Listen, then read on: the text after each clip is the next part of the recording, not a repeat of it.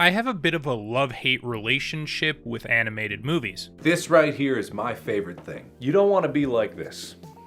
This is disgusting. Sure, there's been some absolute bangers out there, but more often I find myself wanting a bit more at the film's conclusion. Most of the time they look great, but with a runtime usually around 90 minutes, creating a solid story seems to be the biggest challenge. Create something too basic, it doesn't leave a lasting impression. Try to create something too complex, it often feels rushed and sloppy. It's incredibly difficult to deliver the whole package consistently. There's maybe 2 directors that I can say consistently balance great visuals and create a memorable story: Hayao Miyazaki and Makoto Shinkai. That's why he's the GOAT!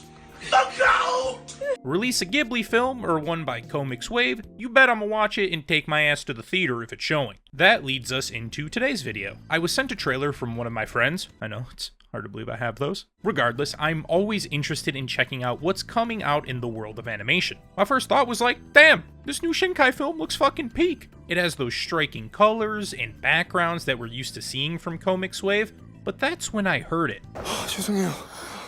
어디 다친 데는 없으세요? Ni hao. I'm Korean. Konnichiwa. Yes, this is in fact a Korean animated film. The first Netflix exclusive one as well. I think Korea is absolutely killing it in the entertainment industry. We can all see how big K-pop is in the musical space, and I don't think any country does drama better in film and TV than Korea. I've consumed countless Korean TV shows and movies, and a lot of them were Netflix originals, but they haven't really established themselves in the animation industry. And it's strange, because Webtoon, one of the biggest sites for digital comics, originated in Korea. There's thousands of popular works to choose from, but we rarely see any of them adapted by Korean studios. And if they decide to, they're usually live action. God of High School, Noblesse, Tower of God, and perhaps the biggest show out right now, Solo Leveling, are all popular works from Koreans, but adaptations made by Japanese studios. So to see not only a Korean animated film, but an original at that, consider my interest piqued. And well, what we got is honestly one of my favorite animated films I've ever seen. That shit beautiful than a motherfucker. The first thing that's gonna jump at you in Lost in Starlight are the visuals. They are insane. Makes perfect sense that this was made by Climax Studio because I felt like I was going to climax the entire film. Oh, I'm gonna come. I mentioned how originally I thought this was a new Shinkai film. That's not me saying Lost in Starlight is acting as an imitation, but you can see similarities with the film's composition. The thing with Shinkai is, you're not going to be blown away with fast-paced visuals and effects in the same way as something like Demon Slayer or Solo Leveling, but every scene feels polished and deliberate. Sure, there's gonna be some scenes that look absolutely incredible, but it's often the backgrounds that steal the show. We're often so focused on what's happening in the foreground, we sometimes overlook how detailed backgrounds can bring the world and its ideas to life. Lost in Starlight does this just as good, if not better. We're set in this sort of retro-futuristic Korea, containing modern architecture with advanced technology. I was immediately reminded of the game Stray. It's a world where things can simultaneously feel extremely familiar, but incredibly different. Same, but different. I mean, colors, lighting, reflections, landscapes, camera angles, and the small details like a Punk Floyd poster, gotta avoid that copyright, or this unnecessarily beautiful can of cherry Coke. Coca-Cola Espuma. Everything just looks perfect. No, but really, how the hell do you describe this? I think my most common ways were, damn, what the? Or just some random ass noise like, and when it's practically every scene, it probably sounded like I was having a stroke with my inability to form a coherent thought. Absolutely out of this world. Speaking of that, space.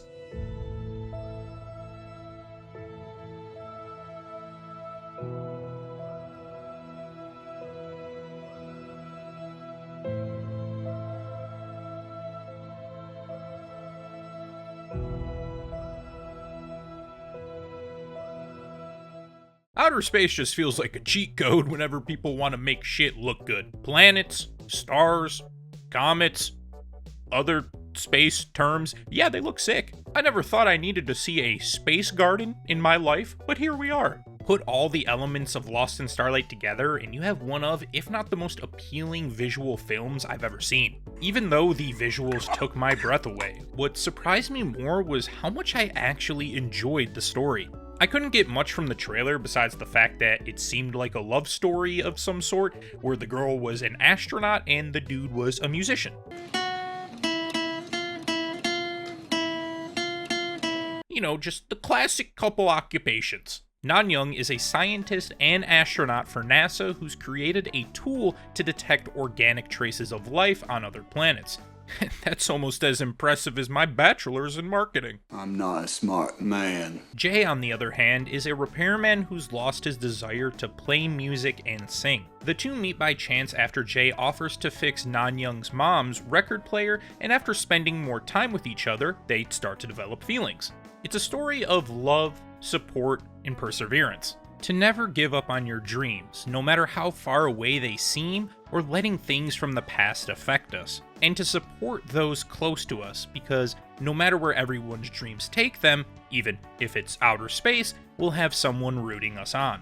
You can do it! Cut his fucking head off! It's like a K-drama mixed with A Place Further Than the Universe. There's the romance side, but then a character whose past causes them to have an insatiable desire to travel somewhere most humans wouldn't think of going. This desire for the unknown is almost closure for the character, and they'll get there at any cost. These ideas in itself aren't exactly groundbreaking. You're not going to win an Oscar for the theme of.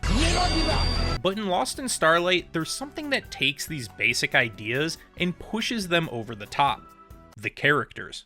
In my opinion, this is where Korean media shines. One thing you may notice when watching Japanese anime is that sometimes things can be a bit over the top.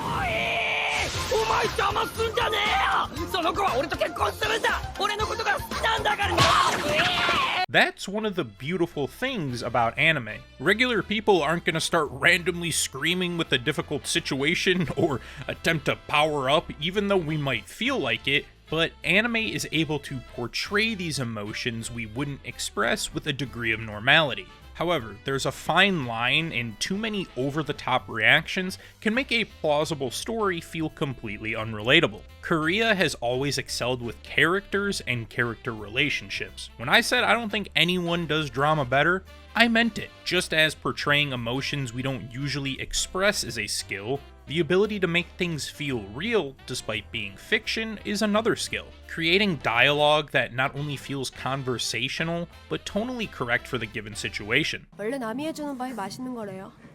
그런가? 같이 먹어서 맛있는 거는 아니고 나랑? 왜 반말인데? 혼잣말인데? 처음이야 이 노래 아는 사람. 진짜 신기하네. 금방 삭제했는데 이거를 들어주는 사람이 있을 줄은. 넌 나 만난 거 후회해? 아니, 전혀. 내가 태어나서 제일 잘한 일이 너 만난 거야. 거짓말쟁이. 아, 진짜라고. It truly feels like two people interacting and getting to know each other as we would in real life. And that's what I believe allowed me to feel more connected and invested in this relationship despite the short runtime. I felt happy when they were happy and sad or anxious in some of the more tense moments. My brain kept saying, God, I hope this shit has a happy ending, and you're not going to say that unless you form some sort of connection with the characters. I'm tired of suffering. And obviously not trying to spoil anything, but there were some twists and turns that I was not expecting in this film. Maybe it's because the voice actors all have experience in live-action TV and film that allowed them to bring a more natural feel to a completely different medium, but regardless, they killed it. 너 내 방 뒤졌어? 난영아, 지금 그게 문제야? 나는 지금 네가 그냥 죽이러 가는 것 같다고. 그건 최악의 경우야. 나는 절대 그렇게는 안 될 거고. Visuals, check. Story, check. What more could you want? 손을 비벼 건물 틈새를 디뎌 먼지 덮인 얼굴을 씻어내려 해도 Those cheeky bastards. They are hitting all of the stuff to make a good anime film. If space is a cheat code for insane visuals, obviously a musician is going to be a cheat code for great music.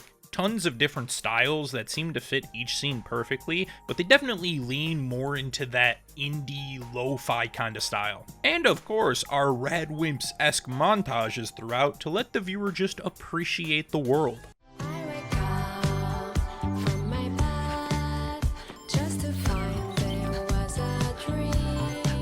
You know the shit's good when you start putting stuff onto your Spotify before you even finished watching the movie. Listen, Lost in Starlight isn't a perfect film, and I'm sure could be seen as a bit safe by some people, but for the first Netflix original Korean animated film, I don't think they could have done much better. Even though I've been impacted by other anime films more, there's something about this one that keeps me coming back and rewatching, which I've done 4 times already. I'm just happy to see other countries becoming more invested in animation. Obviously, Japan is the top dog, but China has been absolutely killing it in animation quality, and shows like Castlevania, Arcane, and DMC have gotten Western markets more interested. If you watched Lost in Starlight, let me know what you think of it, and if you enjoyed this video, make sure to leave a like, comment, and subscribe. I've kind of restructured my Patreon and opened it back up with kind of more quiz content, doing like daily guesser challenges. If you're interested in supporting me on that or want to see some extra stuff,